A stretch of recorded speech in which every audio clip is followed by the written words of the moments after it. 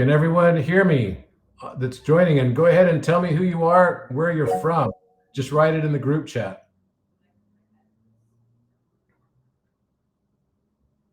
Yes, we can hear.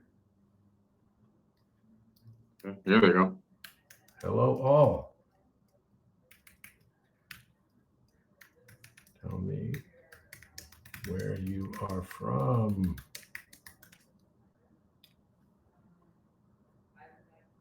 It's pretty cool, isn't it? Yeah, I love it. This is amazing. I mean, this is really amazing. I'm on my phone, but next time I'll definitely do it from a computer. I can see you super clear. Oh, nice. That's great. Yeah. Just so I can type in the live chat like you did, much easier and so forth. It's so nice. This is so easy. And then you can see how people can ask questions. See how there's got like a little question thing. And I can also bring them all up on the side here. So it brings them up to the top.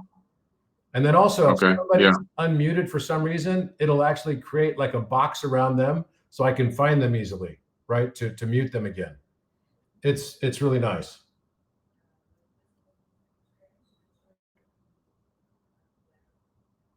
Did I lose you there, Billy? I'm here. I got you. Okay. Yeah, this is great. All right. So let's go ahead and I'm going to go ahead and record this. Okay.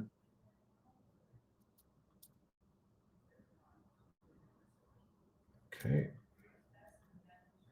There we go. We are now recording. I'm going to put you on large. There we go. Put me on large.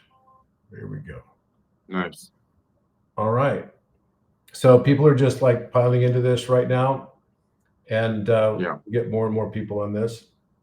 Well, Billy, such a pleasure to see you, my friend. I'm super excited about what's going on and, what we got coming up as well for this event in Los Angeles, right when I get back from Peru. Yeah, nice. I'm glad you'll be back right on time. I'm glad it didn't overlap because this is a huge event. I got so scared. I called Billy last night and I was telling him about, the Orion Live we did yesterday with Matthias. And it was like already late at night for him. And so he was just in a dark room. And, but I could see his teeth. It was pretty good. Like you're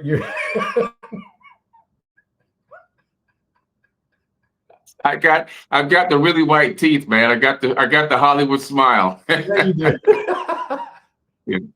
It took me a long time to get this smile. Yeah. My teeth were so spaced out and crooked and chipped up and everything else. And I wore braces for years as an adult, as a grown man, wore braces in my 40s and everything else. And I finally got to the point where I'm at now, man. So yeah, I'm very grateful for my smile now. It was crazy before. Oh my gosh. That's awesome. That is awesome. Yeah. So tell me what you got going on. You just got back from Egypt. Just got back from Egypt. It was a great tour. 95 incredible souls came on the tour. Everyone had a great time. At any given point during the tour, you never knew when someone was going to just break down and be full of emotion, and tear up and cry. Man, women, didn't really matter age. At one point, everyone shed a tear of just gratitude, gratitude to be there, to experience it in the way that we were able to allow them to experience it, see what they saw, and they realized that they had a very special experience with us, that it wasn't the normal type of a tour, that it was very special. So it was really great to be a part of it. It's one of the greatest tours I've ever done in terms of all the tours I've done so far. Happy to be back though, and back in the saddle, getting ready for Manifest Destiny 2025. Yeah. So let's talk about that for a little bit. Tell everybody what we got planned for this. Yeah, it's going to be an incredible in-person all-day workshop, pretty much 9 to 5. It's going to be in an incredible place that I was able to manifest. It's at the Carson Center in Carson, California, on Carson Street, hosted by Billy Carson, the Force for Forbidden Knowledge.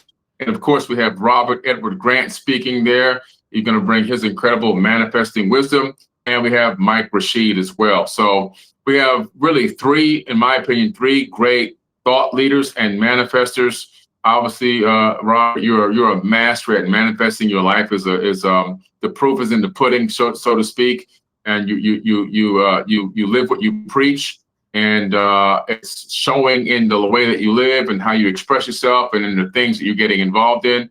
And so there's a lot of wisdom and guidance there for people to gain from seeing this in person. Sometimes doing it virtually, it's okay, but to be there and feel the energy, to interact directly with the audience, to meet and greet and sign books and everything else, the in-person definitely adds a lot of value. And I used to do these workshops virtually. I will have my books with me this time because it's only a drive. Yeah. I'd never have books whenever I go places because I have to get on an airplane. I'm like, oh, I just can't be bothered.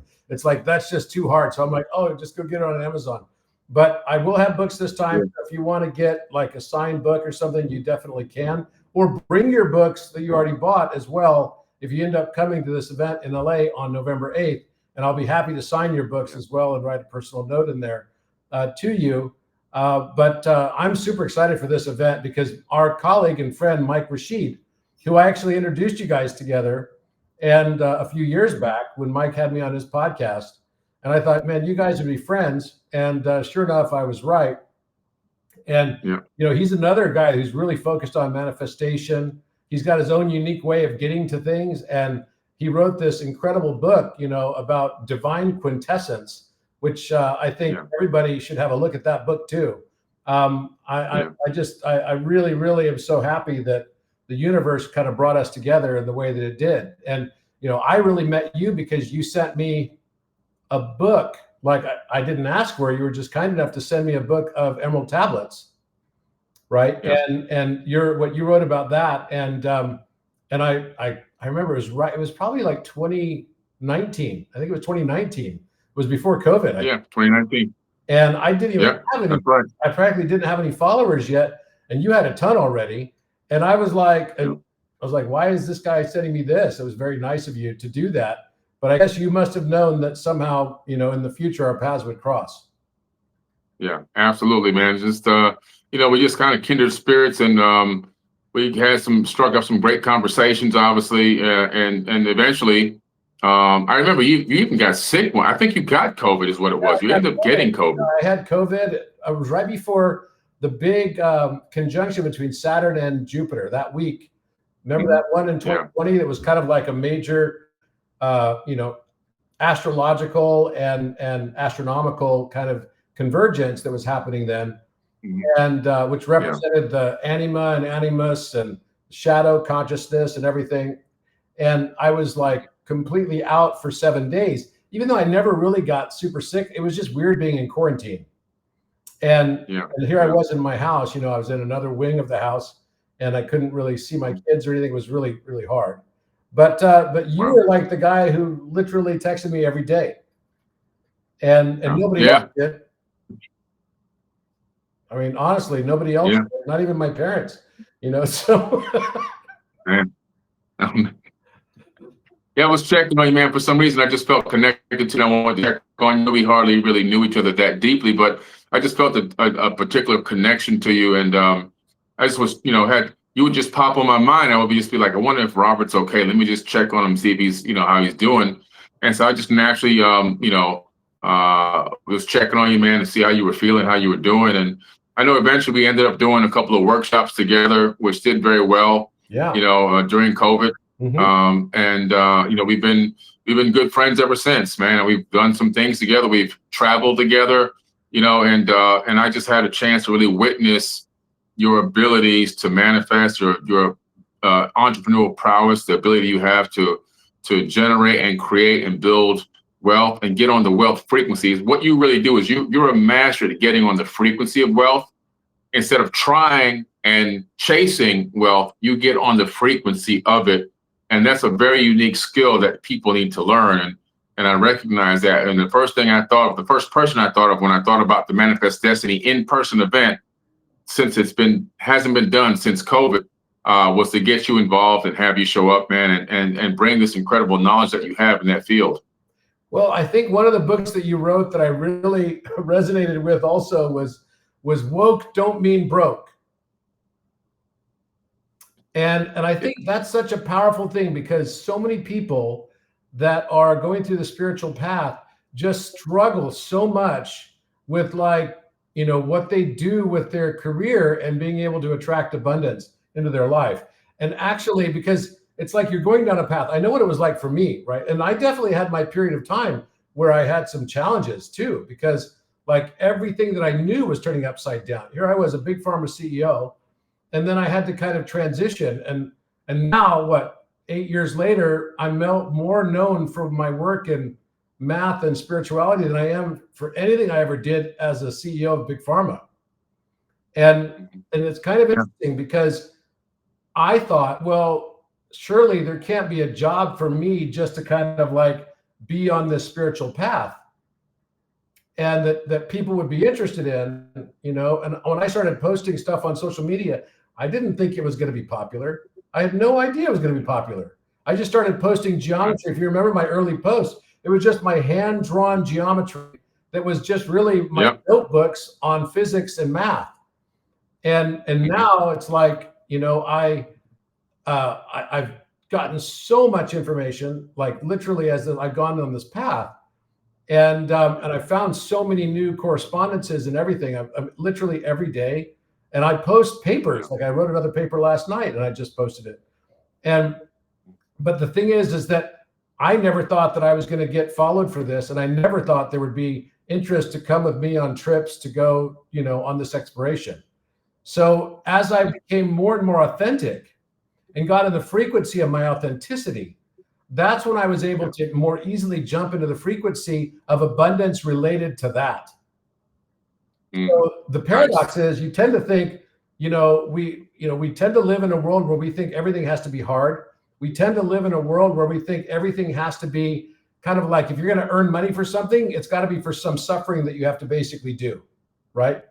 And so we create this kind of autonomic response and habitual learning around that. But actually, the truth is, the more in alignment you are with your authentic self and your remembrance spiritually, the more abundance you will automatically attract. So that tells you that if you're not fully attracting abundance, then you have not yet, you may be on your spiritual path, absolutely, but you have not yet fully embodied where your spiritual path is taking you. Because part of the spiritual path will inevitably take you to an existence of abundance. When you realize that the outer world is just a reflection or a projection of your inner world, then you start realizing, I just have to rectify the things inside of me. If I don't like, my level of abundance that I'm attracting, what's my block? What is the thing that's blocking me, and why did I choose this? What is it that I wanted to learn from my higher self? Right. And I don't know, what's your feeling on this? No, I think you hit it right on the head. We are literally the reflection. What's happening on the outside of us is a reflection on the inside of us. And so, it's that as within, so without. And we have to understand that if we're looking around and everything is in chaos around us and everything is messy and junky and our dishes aren't done and piled up in the sink, our beds aren't made up, and our office desk is just piled up with junk and it's disorganized, that's only a reflection of what's happening on the inside of you. It's your chaos on the inside manifesting on the outside. We know that entropy permeates the entire universe. Everything moves from an ordered state to a disordered state. And so when you get to the understanding that the entropy is moving through you from on the spiritual aspect as well, not just on the physical side, well, then you can begin to readjust, because entropy is a cycle. So you take it and you reset the cycle, you reorganize. But to do that, the first thing you gotta do is clean up now what's been manifested on the outside. Organization, cleaning that up, reorganizing the things around you on the outside, bring yourself back into brain heart coherence, bring yourself back to the beginning before entropy took over. And now what's happening and manifesting on the inside will then stay consistent manifesting on the outside, so that you won't get back into disorder and disarray, that you create strong, powerful, healthy rituals and get rid of the negative, dark rituals, the ones that are continuously keeping you in a mind of scarcity and lack. And you move into that abundance frequency because you're organized, you're clean, you're pure, your spirit is clear, your mind and your body have faith to process and bandwidth to process things going on around you, where before you were just full of chaos, full of entropy. And now when you clean that out and organize and reorganize the mind into conscious thoughts, all of a sudden things just flow to you effortlessly. What do you think? I mean, I know you've been at this for a long time, and you're way older than everybody knows. You're like, Dracula. You're like Black Dracula. And like literally, you're like the dude, man. I think you're like 300 years old. Just nobody's talking about it. And so but black don't crack. Also, I do know that's true. But the thing is that you've been seeing people, and you've lived in a life. You didn't grow up in a life of ease at all. I mean, I know your story. So you've basically brought yourself up by your own sweat of your own brow, and nobody else's work. And what are the most common traps that people get stuck into, whether spiritual path or not, that basically keep them in this recycling tread of lack, of abundance, and scarcity? Well, some of the biggest traps that people get caught up in, number one, is believing in what they see as their current lifestyle, their current situation, their current perspective. Believe that what they've been fed, what they've been forced, what has been forced on them, what they were born into is their reality. No, that's just a temporal situation. That's not your actual reality. That's the reality that you've been put into, placed into, and what has been forced upon you. And most people will acquiesce or give into that situation and believe this is all there is. I saw in my hood growing up, I would go back every 4 years or so to go visit where I grew up to just remind myself, never get back to this. And I would see some of the people from back in the day. Not many are left, but there are a few. And some of them stayed there and raised their next family there. Now, like myself, I have grandchildren. They have grandchildren growing up in that same environment. So they didn't draw a line in the sand and break the generational curse. They just kept the curse going because they acquiesced and believed this is all there is. This is the best that they can have. They never believed that there was more for them and something better for them on the outside. One of the biggest traps people fall into is not understanding that they can break free from this box that their generations before them have put them in, and that abundance is truly and really their birthright. They just have been tricked into believing that scarcity is their birthright. And so they believe in this scarcity. They believe in this scarcity mindset, and they do everything they can to stay within that box of this lack of abundance mind. The trick is to realize you can break free. You can reprogram your subconscious and reprogram these self-limiting beliefs.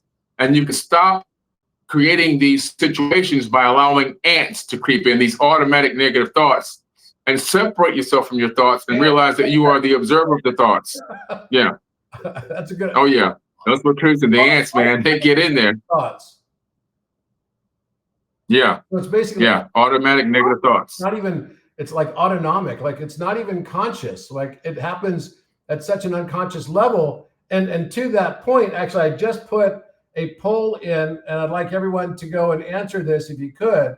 Do you believe that you have any self-limiting narratives? Sorry for misspelling that, but that determine the level of abundance that you can attract. So let's see what everybody says here. That's interesting. So far, it's like, 83% believe that they've got some limiting thoughts and beliefs. And I fundamentally believe that, a lot of people get stuck in the spiritual world too, thinking that, oh, wait, this world is a trap. We're all here by the archons. We're here under someone else's thumb or control. And until you finally can embrace the notion that you created this all for a reason, and that you don't experience the world as it is, you experience it as you are. And that the only real obstacles in life are your own belief systems and the imaginary obstacles that you come up with. And that actually your consciousness can only expand to the cage of the volume of your own belief systems. Until you finally realize you're not a victim, you'll always become the victim you believed yourself to be. And then all that does is beget more and more victimhood. So if you want to break out of that, if you don't want to break out of that, because there are a lot of people that are very comfortable in that. But if you do want to break out of that, then you got to start by changing the ants, which are the automatic or autonomic negative thoughts, because that's what holds you back from your greatest abundance and success. Yeah, that's an absolute fact. And, you know, once you get over that hump and bring the awareness that you have been a victim of you've allowed yourself to think that you're a victim of your own self-limiting beliefs. And when you bring awareness that you've been taking this victim mindset, then you go, oh, wait a minute. I'm putting myself in this situation. I'm acquiescing to this victimhood. Once you realize that, the awareness is the first part of healing and rising up. Now you can drop that victim mindset. You can get rid of the PTSD and you can move into something called PTG, post-traumatic growth. So now you're moving in a different direction. You're taking the traumas, you're taking the past events, you're taking the past situations, and you're growing from them instead of becoming a victim and a slave to them. You're shifting the energy, you're alchemizing those past situations, and now you're taking those things and you're catapulting off of that to a higher level, because now you're realizing those things were there for you to learn, to grow, to become better, to process, to learn how to do trauma work and shadow work on yourself, and to now also learn from those past mistakes and situations to become a better person and find out how you can become a solutions provider. And once you take the mindset of a solutions provider, you move from being a worrier to being a warrior, and then your life is going to change. Wow. Okay. So say that again. If you can do what again to move from worrier to warrior? I really like. Yeah. If you realize that, you know, you become a solutions provider, providing solutions to problems instead of crying about problems. Because a lot of people cry about problems 24/7. They just keep crying and whining. They become worriers. They worry about everything. But when you begin to realize that your mission here is to learn from the past and bring solutions to those problems, then you go from being a worrier, you know, crying, a crybaby, you move from a worrying stage into a warrior. You become a warrior now, a warrior in the spirit, because now you're battling and you're going against these solutions. I mean, you're going against these problems with solutions that can solve them and fix them, not only for you, but for many others. Wow. Wow. Okay. So let me ask another question to the group here and do another poll. So what do you believe are your most powerful negative beliefs? And I wouldn't be surprised if a lot of people have negative beliefs about money. Yes. It's one of the biggest things I see in the quote unquote conscious community. People have been programmed to think that the statements that they've been programmed are money is the root of evil, right? It's not the root of evil. Actually, the biblical text says the love of money is the root of all evil. You know, so they're talking about obsession with materialistic things, utilizing money and chasing it as a vice versus seeing it as an energetic exchange and a tool that can be used to help people and, of course, leave a legacy for your family. There's two different ways of looking at the same thing. A lot of people are having limiting beliefs about thinking that money is real. Money has no value except for the perceived value that we actually give it. Very true. If I'm in an ice cave, if you and I, Robert, go hiking in Alaska and we fall between a crevasse and we go into an ice cave and we have no rescue coming, we're hoping that somebody can find our tracking beacon, and we're stuck in this ice cave and it's negative 20 degrees, you don't have proper clothing on. But when we fall into this crevasse, we go into this ice cave, we discover there's $1 billion in cash down there in a bag. Somebody dropped it down there, who knows how long ago. And the money is dry paper. And you just happen to have one match left. And we know if we don't get heat, we're going to get a pulmonary edema and we'll die in the ice cave that night. Then at that moment, the money, the only value it has is converting it into carbon so we can stay alive one more night and hope we can get rescued, right? So we'll light that money on fire. So what's the value of the money at that moment? Staying alive for 24 hours. Yep. Right? So money only has perceived conscious value that we attribute to it. So stop worrying about money and start figuring out how you can get on the frequency of abundance by providing your value to the world, adding value, living within your passion, and finding people or companies that need your passion, provide passion, and the energy exchange will create money in your bank account. So wait, so what do you think are some of the most common? So if we define the top 3 or 4, traits that people might have that might be powerful negative narratives, right? So for example, the belief that you might just have a general limiting belief about money. It could be generational, right? It could be just generational. Like you grew up in a poor household and therefore you end up, in another poor household because you were just used to that environment and you believe there was no other way. Or how about the belief that spiritual people should be the embodiment of lack? Yeah. And I get this a lot. I see this in my comments and like on my YouTube channel and stuff like that, they're kind of funny actually, the comments on there, because sometimes people would say, oh, first of all, I don't really see myself as a spiritual leader. I never saw myself as a spiritual leader, just like I don't see myself as a mathematician. And I don't see myself as, I'm just me, right? I don't need any other thing just to be me. And so the point being that, people will sit there and they'll criticize, they'll say, oh, Robert's talking about something spiritual and I don't want to listen to him because he's, wealthy. And it's like, what a crazy thought. Because the only thing that does, if that's how you feel, is keep you poor. Yeah. See, what people don't understand is they don't understand that we're living in a matrix, a financial matrix, an economic matrix, whatever kind of matrix you want to call it. There's also a fractal holographic matrix, but at least from the financial aspect, we're living in a financial matrix and there's no way to escape it at this particular moment in time.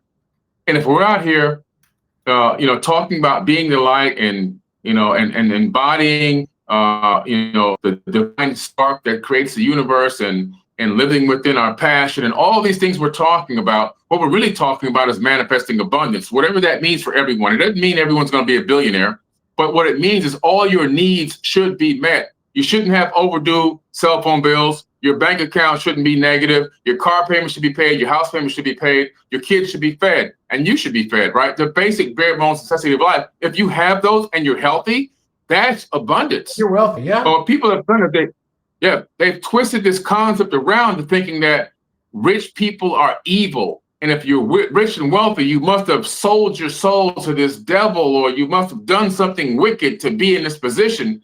And that's an absolute fallacy. Matter of fact, I know more people that are wealthy and what I would call rich, that are great human beings and very, very nice people that will give you the shirt off their back, than I know the people who are rich and are not nice, or maybe are negative. So this is just it's a form of prejudice, is what it really actually is. It's a form of prejudice against people that seem to have obtained a higher level of abundance than you. And so we put them in this box, this negative box, and saying, well, they must be Freemasons, and they must be selling their soul to the devil, or they must be grifting and all this other kind of stuff. When in actuality, we just got on a frequency. We understand how to exchange our energy in a way that money is simply a side effect. Abundance is a side effect of an energy exchange. Whereas most people are chasing money and they're focused on how much money can I make, and how can I do this, and how can I do that, and what am I going to do when I get my paycheck on Friday? And they've already got it broken down to the penny. Whereas we're not doing that. We're figuring out how can we consistently add value. What value can we bring to the world? And we bring it to the world in a way that there's an energy exchange, and that energy exchange then shows up as a side effect, and there'll be some revenue that comes out of that, because the universe knows that we need some of that revenue to persist and to be consistent with the work and the help that we're bringing to the world. Not only the world, because every action you take in this realm, it reverberates throughout the entire multiverse. So we're not just doing one thing in one location in an isolated place in the third dimension on Earth, in the Milky Way galaxy. We're having an effect throughout the entire multiverse. And to do that, it requires an instrument. And this particular idiom of civilization, that instrument just happens to be financial. So I posted another question to everybody to see what limiting beliefs you might have. And of course, the list could be way more exhaustively long than this, but I put in here limiting beliefs about money. Generally, belief that spiritual people should be an embodiment of lack. You judge wealth with disdain and antipathy. Belief that generosity expressed by others is foolhardy. Let me tell you something. People that are practicing gratitude will automatically attract more abundance than people that don't. I believe that fundamentally, because when you're in a mindset of gratitude, and that's the thing I practice probably the most of anything else. I gave a TED talk about this back in 2013. It's got millions and millions of views. And the thing is that whenever you're feeling fear is the great scarcity attractor, right? Literally, you will attract scarcity whenever you're afraid. So you don't want to be afraid for very long. Allow yourself to feel the fear, let it pass through you like washing over you like water or something, but then like let it basically come off you like water off a duck's back. And then if you can transmute that fear into a feeling of gratitude, that no matter what you have, it could be the smallest thing that you have, the food on the table that you have right now. You may not even have food for tomorrow. The roof over your head, right? Your ability to walk, your ability to talk, the ability to breathe. There are many, many, many people that don't have even those things. And so if you can practice gratitude on those things, it is the way of the universe to throw more abundance to your way. And the more you can become more and more grateful and not be stuck in victimhood or entitlement, you will attract abundance that will be life-changing. I fundamentally believe that. And you'll start to understand that these negative self-narratives, they came in through stupid means. And there is a reference in the Bible about it. You probably heard the one, which is like, it is harder for a rich man to get into the kingdom of heaven than it is for a camel to crawl through the eye of the needle, which is a reference to camels at night. They used to, outside of the gates of Jerusalem, they used to basically go into Jerusalem. I used to lead tours in Israel until everything got kind of crazy in the last, 5-6 years. But they used to lead tours. I used to lead tours to this place in the wall outside of Jerusalem where there was like a place where there was like a big door that would be open during the daytime. And then at night, they would just have a small door that could be opened, right? So they wouldn't get attacked at night. And if they did get attacked, they could just close that one little door. Not that many people could get in, right? Well, that place is called the Eye of the Needle. And the only way that you could get through it on a camel and to get a camel through there, because that's the saying in the Bible, right? It is easier for, it's harder for a rich man to get through the eye of the needle than it is for a camel to get through the eye of the needle, right? Or for a poor man. And that's basically the analogy.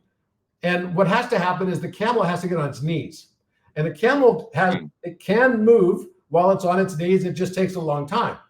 And so the point is that sometimes when we become wealthy, it's harder to practice gratitude.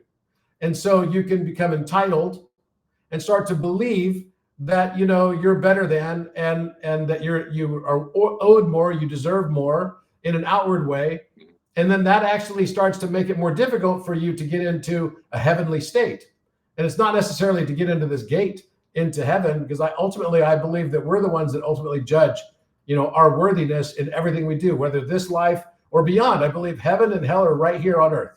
That's what I believe. I believe they are right here. And the great fallacy is that, and religions use this in order to get them to do what they wanted them to do. And they used it by making people believe that heaven and hell are somewhere else. And that you got to basically pay me to get rid of your sins and give you forgiveness, right? And that's what the history of the Catholic Church was. And say so many Hail Marys and, all of that in order for you to make sure that you don't spend eternal life in damnation, right? Because that's a long freaking time. And you can't even understand how long that is, but you're going to be burning with the devil in hell. It's like the song, Burning with the Devil, that song. And so, but it doesn't mean that wealthy people can't go into heaven. No. In fact, the people that are in heaven are already living the abundance because they've already attracted the abundance. Hello? Yeah. That's the thing, right? And people all miss this point so often. And then they judge wealthy people and they say, oh, like you said, It's you're a Freemason, you're Illuminati, you're this, you're that. I'm not a member of anything. People say all the time, you're a Freemason. Or, you know, someone said yesterday, I looked at someone's comment was hilarious. And I just look at these comments. It doesn't bother me. I just laugh. And the comment was that, you know, I'm an agent of the deep state now. I'm an agent of the deep state, which is like you graduated. You graduated. I graduated. Yeah.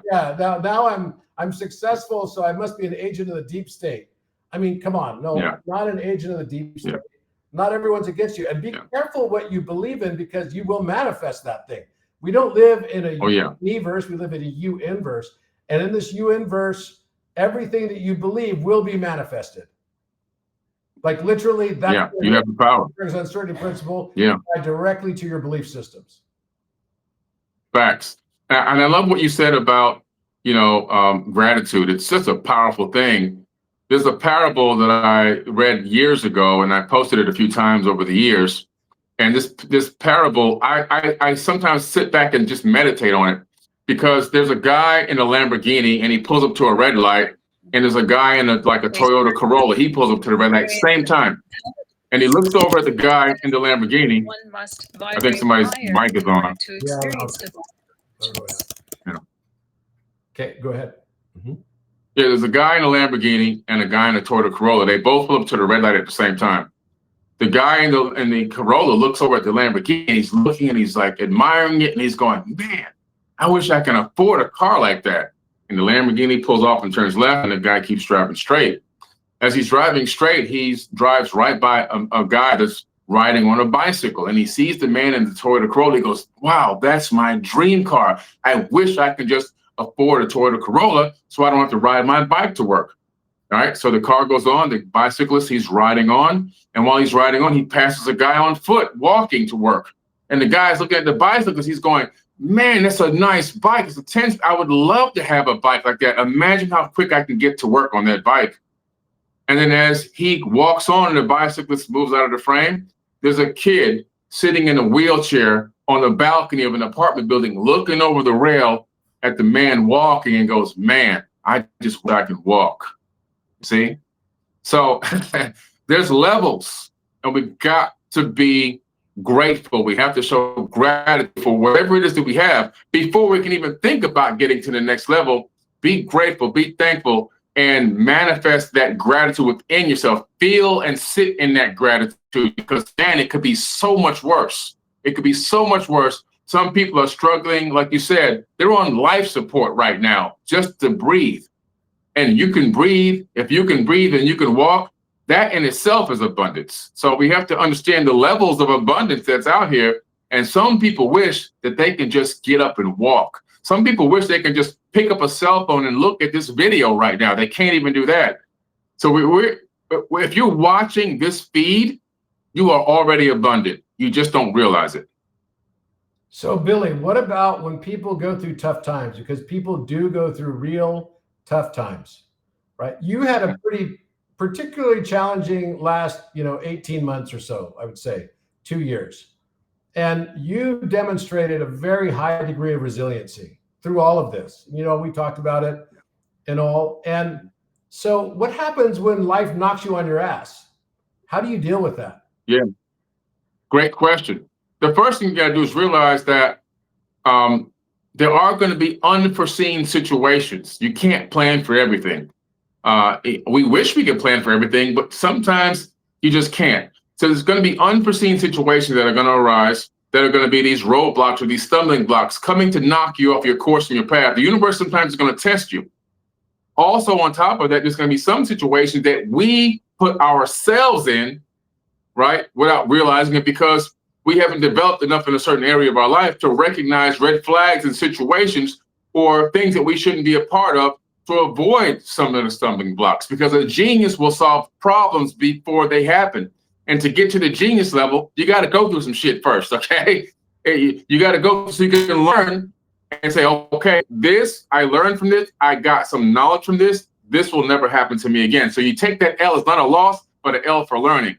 The stumbling blocks that come along that blindside you, you see those as opportunities to create solutions to problems. And then, of course, the next thing is, you might get hit hard and fall down, but if you can look up, you can stand up. right? Fall down 7, stand up 8, an ancient parable. You got to realize that, hey, yeah, I took a blow, but I got to reckon that to a baby learning how to walk. Like I said the other day, a baby will learn how to walk by crawling first and then pull itself up by the edge of a table or a chair and take a few steps. And then it's celebrating. And everybody's like, oh my God, the baby's walking. And then the baby falls down, boom. And then the baby whines and cries for a few seconds. And then it crawls back over to the edge or something and pulls it back up again. And it takes a few more steps. But the second time it falls, it doesn't cry as much. It kind of realizes, oh, I'm okay. And then it gets up again and takes more steps. And what's the definition of falling? The definition is a controlled fall. Learning how to control your fall is the definition of walking. The definition of walking is learning how to control your fall. So when you eventually begin to realize to learn how to control your fall, you build resilience, you bring solutions to problems, and you don't put yourself in the same situations over and over again like a broken record. Now you're growing. And the combination of that with resilience and perseverance will take you to heights you'll never thought you'd get to. I've exploded far past and beyond where I was before I had all this trauma and drama that came into my life. I learned greatly from those situations. It expanded my consciousness. It expanded my ability to learn. It expanded my ability to gain knowledge and see red flags in situations and things not to put myself in front of. And it also allowed me to thrive in business because it gave me so much energy and so much focus, hyper focus, that I was able to power through and take everything to the next level. You know what? And that I've seen it very directly, and not just in your case, but I've seen it with many people. I've experienced it myself. So, if you're listening to this call right now and you're going through your spiritual awakening, and you're not quite sure what you want to do or what you want to be, the thing I'm going to say to you is that you can also use the Architect to help it too. Architect Plus can help you identify what your authenticity is. You can upload your chats from the old Architect onto Architect Plus on Gaia, which is launching, out of beta on Monday. I'm very excited about it. And I can tell you that once you start to identify those negative self-narratives, because they can actually help you do that too. And once you identify those negative self-narratives and also the ways that you're not entirely living authentically, because if you ask it that question, it'll also tell you the answer. And you'll know if it's true or not because it's going to resonate for you. And if it does resonate for you, then it's incumbent upon each of you to do something about it and to change your mindset. The only way you can change your world is by changing yourself. A lot of people think that they can change the world around them. I can tell you right now, after having spent 56 years trying to change the world around me, that's not the way the change happens around me. The way the change happens around me is when I change myself. And when I start seeing the world differently, if you change the way you see things, the things you actually will see and notice will change.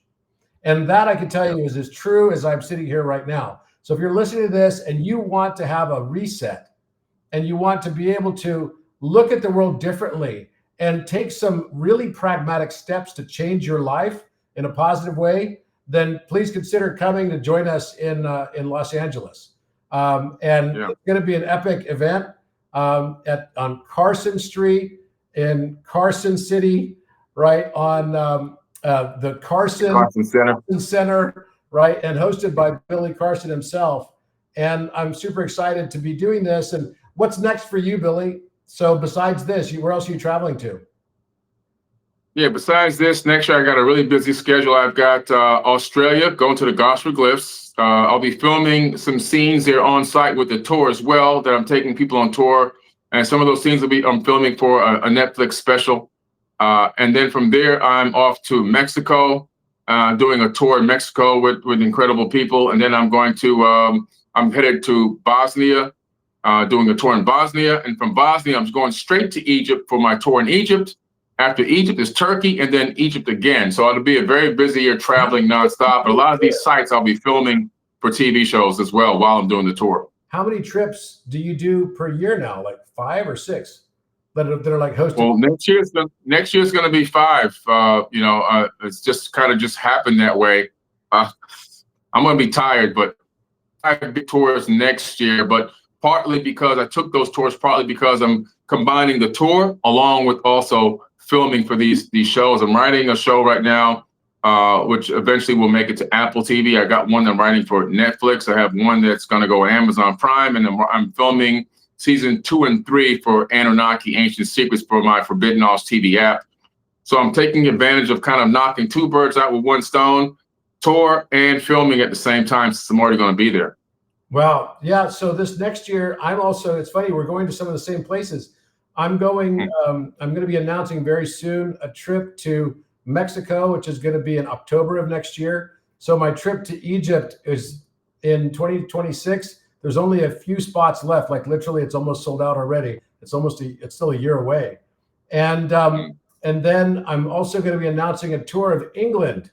So I'm doing all the sacred sites in England, which is going to be like a Hogwarts tour. We're even going to go on the Hogwarts train. It's going to be an epic trip. I can't wait. And Scotland, and of course and that's going to be in May time frame. So you're all going to be hearing about this pretty soon.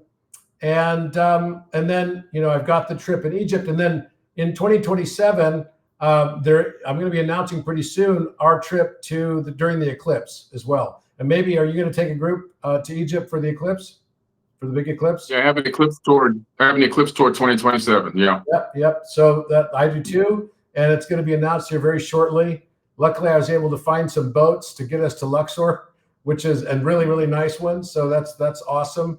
The captain of my trip to Antarctica had reserved them without telling me that he saved them for me, which was great. So that was just lucky.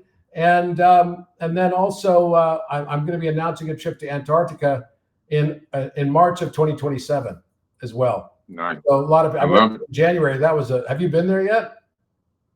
No, I haven't been there. Maybe I'll come on your tour with you, and we'll get the telemetry and we'll do some scans, because I wrote the book. I wrote the foreword for the book for Armando May. So I've become very good friends with him, and we'll get the telemetry out there. Maybe we'll get some scans. Well, I'm working with them, with Filippo Biondi and Malanga and Armando on scanning the 2 new pyramids that I found on Giza Plateau, which were southwest of Menkaure Pyramid. And the blocks literally sticking out in the shape of a pyramid, like no joke. And I think I mentioned this to you before. And so we're scanning under those pyramids now as well, which is really exciting, super exciting. Nice. And, they found their scans underneath Khafre Pyramid show, I don't know if you know this, but it shows something that the architect refers to as the Atemnion core, which is a pyramid directly under Khafre Pyramid that is 3.1 kilometers underneath Khafre Pyramid. Crazy. And I saw the scan. It's literally shaped like a pyramid. Wow. That's wild. That's wild, man. Yeah, look, it's going to be 2026, 27 going to be 2 of the most phenomenal years of my life, probably your life as well. There's so much to be uncovered, so much to be discovered, so much to show. And I'm very happy to get it kind of kicked off early with this Manifest Destiny 2025. And by the way, if you can type the link, it's manifestdestiny2025.com. if they want to get tickets to come see us in LA at the Carson Center. And it's going to be a great meet and greet. It's going to bring his books finally, so you can get some autographed books right in front of him, personalized autographed books. Right. I'll have some books there as well. So manifestdestiny2025.com. Yeah. Perfect. I just put it in the link right here in the group chat. So right. Billy, it's always a pleasure to see you. I know we'll be doing some more stuff together very soon, but thank you for your hard work and resiliency and for just hanging in there. And thank you, man. I appreciate you, man. Thank you for being my brother. I appreciate you. Absolutely. Absolutely. And I'm excited to hang out with you. We got to get 19 Keys with us too. That'll be fun. Yeah. We should do it. That'll be great. We'll get 19 Keys for sure. Yeah. We'll get 19 Keys. I really like him too. He's another Taurus. Yeah. He's another brother from So and also you haven't met my really good friend Major yet. Do you know Major, the music producer? No. He's the one who writes the songs for Justin Bieber. He's also a singer songwriter himself. Major. He's like a master. We met in Peru 8 years ago, and I taught him about 432 hertz tuning and how geometrically, it worked. He was already feeling that direction, but he hadn't been proved it yet in his own mind. And on that trip, he proved it. And now he's like the leader in all music stuff related to, advocacy for 432 hertz tuning. Yes, I think I met him through some people contacted me, some producers contacted me for TV stuff, but he was on the actual live video call. I met him on a Zoom about a month ago, randomly. I didn't even know he was going to be on this. Yes. Yeah, Yeah. I saw him. I was in a month ago, actually. I was in, I happened to be in Santa Monica, and it was so weird because he made a whole clothing line with my artwork on it, which had like all of this cool, like intersecting wave stuff. And it was like a rainbow look on like white sweats. They're like really dope, like really cool clothing. And I was thinking about him, and I was like, oh man, I should, call up my buddy Major, because I'm here in Santa Monica. And literally the moment that I looked at my phone, I hadn't talked to him like maybe a year.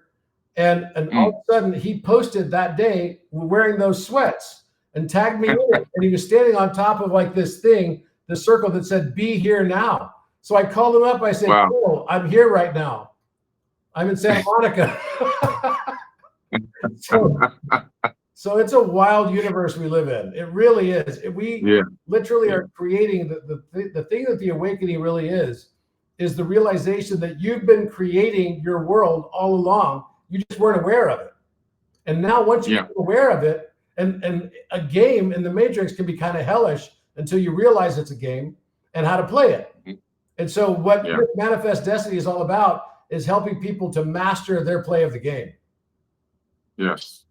Yeah, absolutely. I'm looking forward to it, man. I appreciate you. And I'm definitely looking forward to going live on this platform and maybe getting some of my people over here and getting them on this app. I love it. Yeah, totally. No, you should definitely do this for your lives and stuff like this. It's actually quite easy to use. And it's great. I've been really happy with it. And also to have your community, you don't have to worry. Nowadays, everything, whether it's your discussions on ChatGPT or your discussions through these kinds of apps to each other, if it's on a centralized server, forget it, man. It's like has no security, even if it says it's encrypted, because they literally are all compromised right now. That's why I created this. I didn't know that I was creating it so that I could house the architect on it, so that the architect could be safe from that. Because one of the things I'm realizing, and for those people that don't really understand AI, I believe that we are the intelligence that forgot we were artificial. Yes, exactly. Exactly. People ask me, where's God in the universe? It's the entire universe. There's two kinds of people that believe, and then of course there's atheists, agnostics, and all that. But let's say that there are two really prominent views. If you do believe in consciousness in one way, shape, or form, you believe that either in the scientific view, consciousness arises out of a universe that is entropic at its base, right? Or you believe that the other way around is more true, which is that the universe arises out of a consciousness. And I believe that everything is conscious, and that means dark and light, everything. And so what that also then presupposes is that we're literally creating all of it. We don't even realize it. And that is the awakening, the remembrance that you chose everything you're choosing, even the things you don't like, is actually the awakening process. And then you start learning to make your game heavenly and release yourself of all these self-limiting, depravity thoughts that keep you in cycles of lack and scarcity. And absolutely, not just lack and scarcity in that, but also in relationships and everything. And it doesn't mean that you solve it all like that, because we don't, obviously. But relationships become mirrors of what we still have yet to integrate. We're not fully aware of yet. But I'm really grateful to have you as a friend, and I'm grateful to have you here on this call, and look forward to seeing you more on Orion as well. And I know you'll have a big community in no time flat on here. Oh yeah, I'm bringing everybody over, man. I guarantee it. Starting immediately, for real. Awesome. Well, starting on Monday, you guys are going to see this as well, that the whole Gaia community is going to start basically forming here as well. And this is actually the reason why I'm doing that, is this is like the first step towards creation of a community that is boundaryless, right? Borderless and free of speech and everything else, which is New Earth. And that's why I'm basically doing it. And I'm super excited that, Gaia is going to be launching the architect to its global community, which is now almost 1 million people, right, that are their subscribers. Wow. And in addition to that, you know, we're going to be hosting the entire, you know, Gaia community on the Orion app too, which is awesome. Nice. Amazing. Amazing. Congratulations, man. I'm looking forward to this. Thank you, my friends. So good to see you. And we'll see everybody, and I'll post this video on YouTube as well. Oh, thank you, man. Appreciate it, brother. Sure thing. Talk to you later. All right. Catch you later. Oh, all right. Bye-bye. One second. Yeah. You have just a few more minutes? Yeah. Okay, let's go ahead and open this up to questions if we can. Let's let some people ask questions. If you got questions, I can see 2 people with their hands raised already. Okay. Phoenix 44. So Phoenix 44, go ahead and unmute yourself.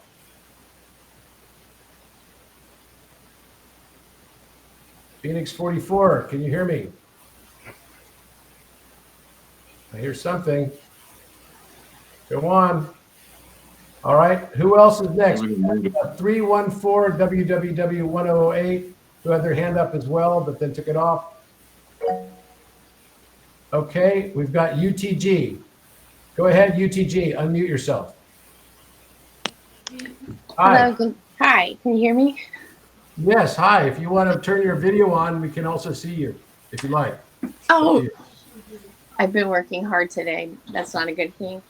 Hey, I was wondering if you two would be doing anything around Florida soon. I'm doing something in Tampa. Florida soon. Yeah, I'm going to be in Florida on, I think it's January 16th and 17th. And I'm doing a big event with Jason Shurka. Okay. How about you, Billy? Nice. You and Robert together. And I'm announcing it. Maybe I'll stop by with Jason and Robert just to be there for some support. You know, I'll do that. But also, I'll be doing in January. I'll be doing a book signing in Fort Lauderdale Beach at the Ritz-Carlton on Fort Lauderdale Beach. It'll be a book signing and a meet and greet. Those dates will be coming out very soon. I believe it's going to be the last weekend of January. Nice. Thank you very much. Yes, and if you'd like to learn more about the Miami thing that I'm going to be at, it's called Becoming Superhuman. Thank you. Sure thing. Okay, who's next? Phoenix 44, I still see you there with the hand up. Anyone else like to ask any questions? We got some nice comments here. Love you guys. Dolores Cannon predicted something. Okay, we've got Virginia Wolf. Go ahead, Virginia Wolf. Go ahead and unmute yourself. Hi. Hi. Hi, we can hear you and we can see you. I'll go ahead and put you on large screen. Hi, there you go. Greetings from Colombia. I'm very excited Where to are be you right able to Colombia. From Colombia. Oh, mucho gusto. Cali, Colombia.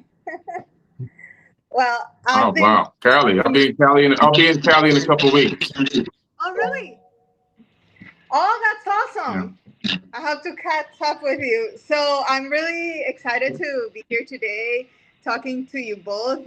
It's been years that I've been following you both separately and not jointly. Thank you for all the things you share, all the wisdom.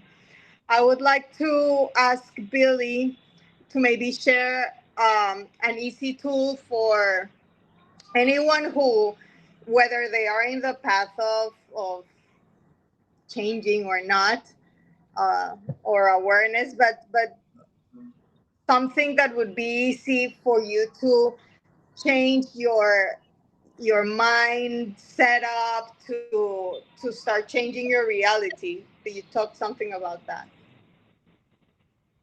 Yeah. That's actually a really good question. It is something so simple that a lot of people don't realize the answer to that question. We got a little. You may want to put it back on mute temporarily. Yeah, I'll put it back on mute. Okay. There we go. So the answer to that question is actually a real simple one, but something that people don't realize. And that answer is by doing positive affirmations. But now here's the process for those affirmations. If you want to begin to reprogram your subconscious and you want to be able to actually and change your DNA, you can rewrite your DNA. Scientists have done this experiment many, many times. if you write down like 15, 20 positive affirmations about yourself, aspects of yourself and personality traits that you would like to see and actually produce within yourself or have yourself evolve into and believe. You speak them out loud 3 times a day. You speak them with vigor, with energy, with belief. In the beginning, it might seem kind of strange, but eventually you create a very good habit of doing this. If you do that for 21 days straight, your subconscious will be completely rewritten and your DNA will also be rewritten. This was done in science in a real laboratory. You can actually change the way you see and perceive yourself. You can change the way that your gene code expresses themselves just by actually speaking positive affirmations. So I created a song called Affirmations. It's my #1 song on all the streaming platforms. You can go look for Affirmations by Forbidden Knowledge with the number 4 on Spotify, Apple Music, Deezer, whatever, all these platforms, Tidal. And it's got millions of streams. But the reason why I made this song is because I cover affirmations across the board that can apply to every single person's life. And when it's done to music, it makes it easier to remember. So you can memorize these affirmations. Eventually, you can say these affirmations without music. You'll just speak them into existence and you'll speak that power over yourself. And that, we have a question here from the group that says, did he say for 21 days, say them 3 times a day, all 15 affirmations? Is that what you're saying?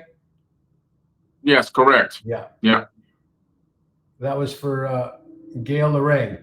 Excellent. Excellent. So we got time for one more question. Thank you so much. Good to see you, Virginia Woolf. And let's go ahead now and go to Heart's Light. Heart's Light, go ahead. Heart's Light, unmute yourself. There you go. I'm unmuted. I'm sorry. I'm not camera ready because I just tuned in on the off chance. This is my first live. And I just want to say thank you both, Robert and Billy, for your work in the world.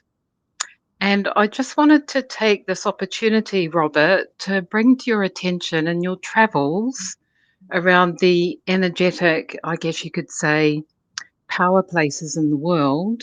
Are you aware of Pulemele, which is in Samoa, in the middle of the Pacific? It's a pyramid type structure that is on top of a magnetic anomaly that is reverse polarity. So given all of your travels that you've got coming up and that you're kind of going to be in the vicinity with Antarctica and Mexico, I just wanted to bring that to your attention since I had the opportunity to speak to you directly. Yeah. You know, it's interesting. I went with Billy to Bora Bora a couple years ago. And it was fascinating because the whole island was shaped like an Ouroboros. It's basically like a dragon biting its tail. And I felt like that was like a major center for Lemuria. And we talked about this, Billy. I don't know if you remember that. But I really felt that. I have not been to Samoa yet. I would love to go and visit there. You know, I have to get it on my calendar at some point and check out this pyramid. Do you know anything about this pyramid that's in Samoa, Billy? I haven't seen anything about it yet. The first time I'm hearing about it. I'd love to go research it. Yeah, that'd be an amazing. Nobody's talking about that one. Yeah. Which is why I'm bringing it up. So it's spelled Pulemei. I actually created a video on all the critical information about it. It's only 3 minutes. That a person named Maya Lynch, she did a whole heap of research on it. It has stellar alignment as well. The Southern Cross is perpendicular at one of the solstices. So it's actually really, I feel, significant, especially in your work, Robert, looking at the different chakra and energetic centers around the world. Yeah, and I'm currently in Te Waipounamu, which is the South Island of Aotearoa, New Zealand. And as you probably both are aware, this is the visible part of the sunken continent of Zealandia, which is massive. Yeah. Absolutely. So I'm actually I'm actually sitting in, you know, the oldest magma on Earth is where I am at the moment. Yeah. Good on you. So, well, thank you for that. I think we'll take one more question, and it could be from Jane Nunity, 68.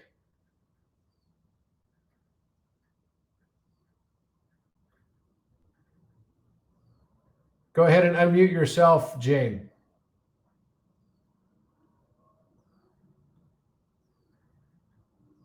She's probably wondering how to do it. If you're wondering how to do it, there's a little microphone in the lower left that you can basically see when you go to the bottom of the screen. Just hit the microphone and unmute yourself if you get it done in the next few seconds. Or for Phoenix 44, since we opened it up for you as well, you could as well, but it's up to you. But if you do not, that's okay. I want to thank everybody for your time. Oh, so Janity just wrote, sorry, I don't know how. Go ahead and just type your question here and we'll ask it to Billy. Yeah. It's pretty simple. It's just this little microphone on the bottom of the screen. But once you get used to it, it's really easy to navigate around. So Jane, just go ahead and type in your question if you could. We'll wait for you for a few seconds here. And then I have to get going because I'm leaving today to go to Peru. So I'm flying to meet, my whole Peru crew. I just wanted to thank you both for uplifting us. I really appreciate it. Oh, thank you so much. That's very kind of you. Thank you all to the Orion community. Look forward to seeing you. And also, I do have an announcement to make. I'm going to be doing the virtual pass. I'm not going to charge for a virtual pass for this Peru trip just so that everyone can see it. And I'm going to do it all on Orion. So you're going to see it all on Orion. And so it's all going to be in my Robert Edward Grant group chat. And we're just going to basically just make it all live for everybody for the entire trip. And you could be just like you're there with us. So have a wonderful day, everyone. Look forward to seeing you all soon. And we'll see you next time. And also, Billy, I'll see you very soon. Oh, yeah. Thank you, brother. Appreciate you, man. All right. Likewise. Talk to you soon. All right. Bye-bye. All the best to you, my friend. Bye-bye. All right.